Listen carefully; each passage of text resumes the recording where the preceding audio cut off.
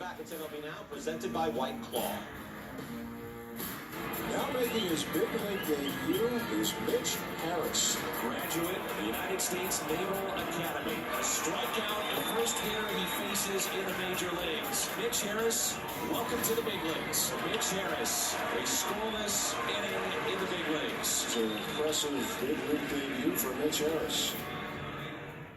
I have good highlights there, Mitch. Good job right there. Our guest is Mitch Harris, former St. Louis Cardinal, Naval Academy class of 2008, Patriot League Pitcher of the Year, back with Navy, going in the college days. Coming out, you did not get the special treatment, right? Because I think people hear about this. I've heard of it too, where if you come out of one of the military academies, you have a chance to become a professional athlete.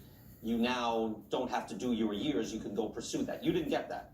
No, we had there was a policy, at the time called early release policy, where you do 2 years active duty and they extend your reserve time. Mm-hmm. But during 2008, we were right in the middle of war, and so they put that on hold. And so we knew kind of coming out that it was going to be 5 years, which is what we committed to. Yeah. Did you think you would pitch in the majors at that point, or pitch at all after that? Once you started doing that, I didn't know, to be honest with you. I wanted to believe I was going to, but 5 years off is hard to come back from, and so I was really unsure if that was going to be a possibility. You did some throwing, though, right? On whatever ship you were on. We did. Yeah. So where were you? You were on an aircraft carrier, but you were on a pretty big enough ship or boat, right? You could throw it a little bit. Right. So I was on USS Ponce, LPD-15, and we had a large enough flight deck where we could throw, and we had a cook there that was from the Dominican. Mm-hmm. So as soon as I found out he was from Dominican, I asked him if he would be willing to throw, and we had a good time. Anytime we weren't flight ops or do anything crazy with the seas, we'd go out and throw as often as we could. Dad would send bags of balls out, so if one of them was side, we'd just grab another. Could he catch? I mean, you're breaking stuff? Oh, yeah, and that's why when I found out he was from Dominican, I was like, all right, I know I can trust him and let him go. So.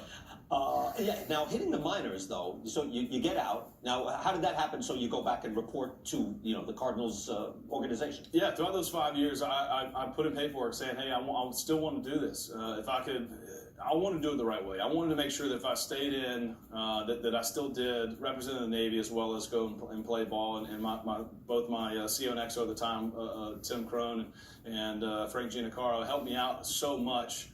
To really try to get these packages so that, hey, maybe I could go play and still do what I committed to. But it wasn't until late December of 2012 when the Navy came back and said, hey, we're going to let you out a few months early, and then basically I just picked up shop and moved to Jupiter and said, hey, Cardinals, if you'll still have me, I'd love to come down and see if I can make it happen. You did a few years in the minors, pitched well. Then you get to the majors, your debut, April 25th, right? 2015? Right. What was that? You're in Milwaukee. What was that like? I tell people it's bittersweet because, Waino started that game, and, having him start was, he's our horse. And so, having him go down, and I believe it was the fourth inning. So that was the game where he was hitting and he blew out his Achilles when he dug out of the box. Right. That game. Right. And so, I got called in right after him and knew I was going to have to eat up some innings. But, of course, I was really excited, but also it was hard to know that our guy had just gone down. You wouldn't even think the call would come for you there. Like, Wainwright's pitching well, he's out, and suddenly, when they call your name, what's that like? Right. I mean, that was the thing, is it was still early in the game, and, we had Villanueva at the time, and I thought, hey, Villanueva was kind of our long guy, so, that's going to be the call. Sure enough, it was not Villanueva, it was me, and so I get up quickly and just try to get my mind set to go in and eat up as much as I could, and man, it was a blast. It was a day I'll never forget, obviously. I can only imagine what is that like to come out and trot out to a major league field, even though you'd been on plenty of baseball fields before. Is that special, or am I overplaying? Yeah, I'll never forget it. Just kind of looking up and realizing that what you dream about as a kid, what you play in the front yard, backyard of. As you're the commentator and the player at the same time, and you're throwing against the wall or throwing to your buddy or whatever, that was actually happening, and that was just an experience that's just hard to put into words. Tell us about your grandfathers in World War II. Yeah, so my mother's dad was in the Army. He was in Battle Bulge, and then my dad's father was in the Navy, and he was in Battle Midway. And it was interesting is. I didn't really know the significance of what they'd gone through really until after I got into the academy, because they didn't really talk about it much as most that generation doesn't. Right.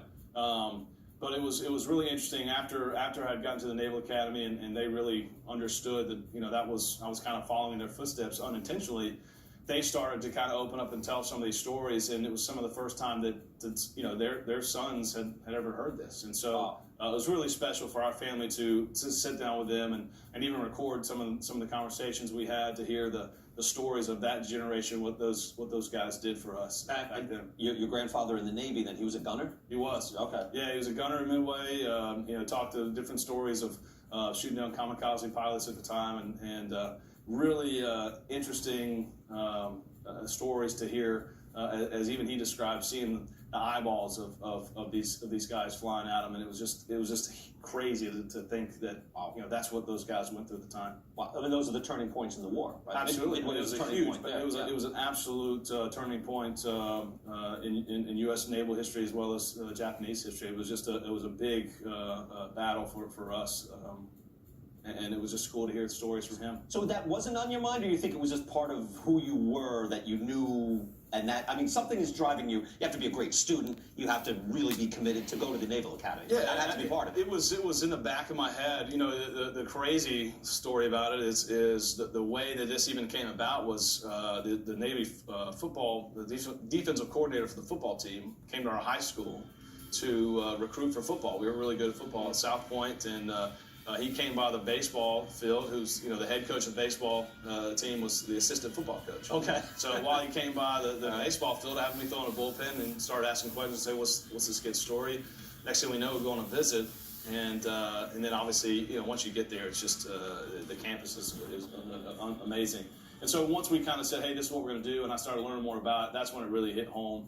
And then obviously while you're there, once you kind of really understand what service looks like, and you know, putting shipmate self, it's kind of that mentality. Once you realize that, that's kind of what changed my mindset. Oh, yeah, you have a lot to be proud of. You're impressive. Even today, that carries through.